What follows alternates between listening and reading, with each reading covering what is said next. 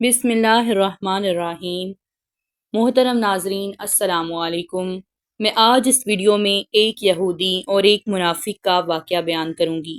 ناظرین، ویڈیو میں آگے بڑھنے سے پہلے اگر آپ نے ابھی تک اس چینل کو سبسکرائب نہیں کیا یا آپ اس چینل پر نئے ہیں تو ہمارے چینل اسلامک ٹاکس کو سبسکرائب کریں تاکہ آنے والی تمام ویڈیوز آپ تک پہنچ سکیں۔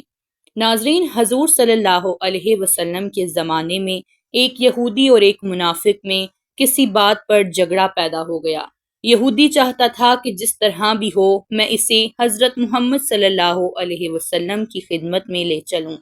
چنانچہ وہ کوشش کر کے اسے حضور صلی اللہ علیہ وسلم کی بارگاہ عدالت میں لے آیا اور حضور صلی اللہ علیہ وسلم نے واقعات سن کر فیصلہ یہودی کے حق میں دے دیا۔ وہ منافق یہودی سے کہنے لگا کہ میں تو عمر رضی اللہ تعالی عنہ کے پاس چلوں گا اور ان کا فیصلہ منظور کروں گا۔ یہودی بولا، عجیب الٹے آدمی ہو، کوئی بڑی عدالت سے ہو کر چھوٹی عدالت میں بھی جایا کرتا ہے۔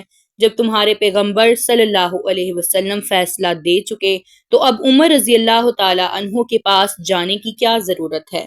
مگر وہ منافق نہ مانا اور اس یہودی کو لے کر حضرت عمر رضی اللہ تعالی عنہ کے پاس آیا اور حضرت عمر رضی اللہ تعالی عنہ سے فیصلہ طلب کرنے لگا۔ یہودی بولا، جناب پہلے یہ بات سن لیجئے کہ ہم اس سے قبل حضرت محمد صلی اللہ علیہ وسلم سے فیصلہ لے چکے ہیں اور انہوں نے فیصلہ میرے حق میں دے دیا ہے، جبکہ یہ شخص اس فیصلے پر مطمئن نہیں اور اب یہاں آپ رضی اللہ تعالیٰ عنہ کے پاس آ پہنچا ہے۔ حضرت عمر نے یہ بات سنی تو آپ نے فرمایا، اچھا ٹھہرو، میں ابھی آیا اور ابھی تمہارا فیصلہ کرتا ہوں۔ یہ کہہ کر آپ اندر تشریف لے گئے اور پھر ایک تلوار لے کر نکلے اور اس منافق کی گردن پر یہ کہتے ہوئے ماری کہ جو حضور اقدس صلی اللہ علیہ وسلم کا فیصلہ نہ مانے اس کا فیصلہ یہ ہے۔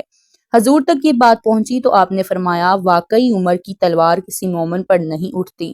اس کے بعد پھر اللہ تعالیٰ نے بھی یہ آیت نازل فرما دی، تمہارے رب کی قسم یہ لوگ کبھی مومن نہیں ہو سکتے جب تک تمہیں تمہارا یا رسول اللہ اپنا حاکم نہ مانے اور تیرا فیصلہ تسلیم نہ کریں۔ امید کرتی ہوں ناظرین کہ آپ سب کو یہ ویڈیو ضرور پسند آئی ہوگی۔ ویڈیو پسند آئی ہو تو ویڈیو کو لائک کریں، شیئر کریں اور چینل کو سبسکرائب کریں۔ اللہ حافظ۔